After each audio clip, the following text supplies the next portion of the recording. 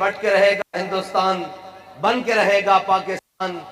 लेकिन आज 76 साल गुजरने के बावजूद वतन अजीज पाकिस्तान के अंदर वही डाकू राज, वही बत्ताखोरी, वही अकबा परवरी, वही अयाश परस्तों का एक टोला पाकिस्तान के ऊपर मुसल्लत है।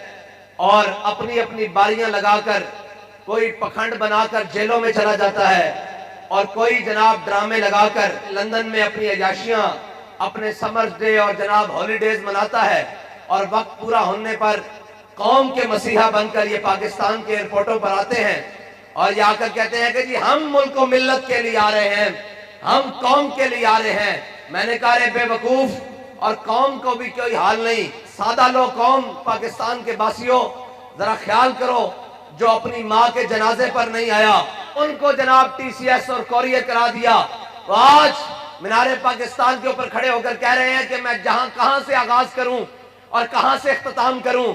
मैंने कहा किबला, कर्ज उतारो, मुल्क सवारों से आगाज करो, कर्ज उतारो और मुल्क सवारों से आगाज करो और इख्तिताम 50 रुपए के स्टाम्प तक करो। हम तुम्हें बताते हैं कि तुमने इस मुल्क को, इस वतन को, इस कौम को, इस मिल्लत को किस तरह लूट कर खाया है। तुमने इस मिल्लत का शिरादा किस तरह बिखेरा है। हम तुमको बताते हैं कि अहमद कासी को जनाब अमेरिका के हवाले किसने किया है। हम ये बताते हैं कि जनाब कारगिल पर अपने शहीदों और गाजियों का सौदा किसने किया है। ये हम बताते हैं तुम्हें कि कौम को जनाब कर्ज उतारो और मुल्क सवारों पर कौम का पैसा लूटकर लंदन और सरे महल के अपार्टमेंट्स किसने बनाए हैं।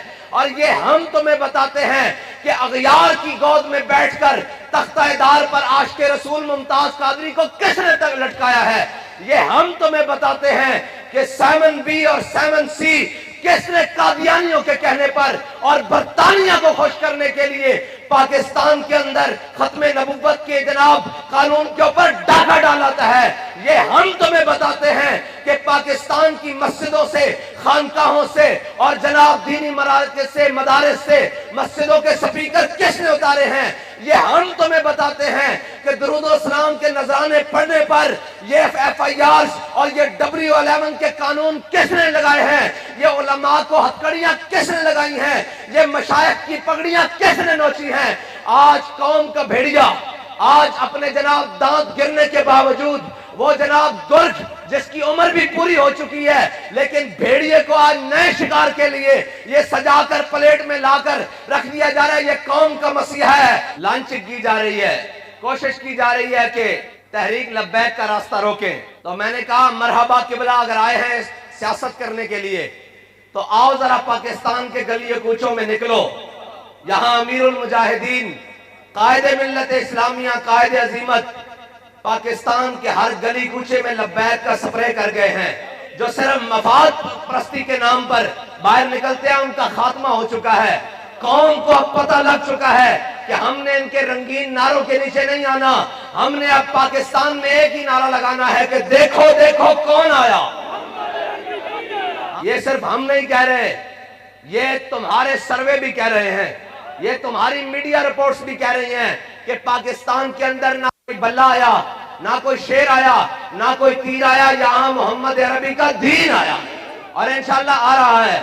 रही बात सियासत की, तो मैदान खुला पड़ा है। आओ, अगर तुम ये सोच कर आए हो कि मैं फिर से खत्मे नबुव्वत के कानून पर नकबजनी करूंगा और फिर से जनाब मैं दीनदारों को जकड़ने की कोशिश करूंगा और मैं तख्ते लाहौर को जनाब अपने काबू में करने की कोशिश करूंगा, तो जरा एक नजर अडयाला में भी डाल लेना। तख्त के बख्श से यक लख्त उतारा हुआ शख्स तुमने कभी देखा है जीत के हारा हुआ शख्स।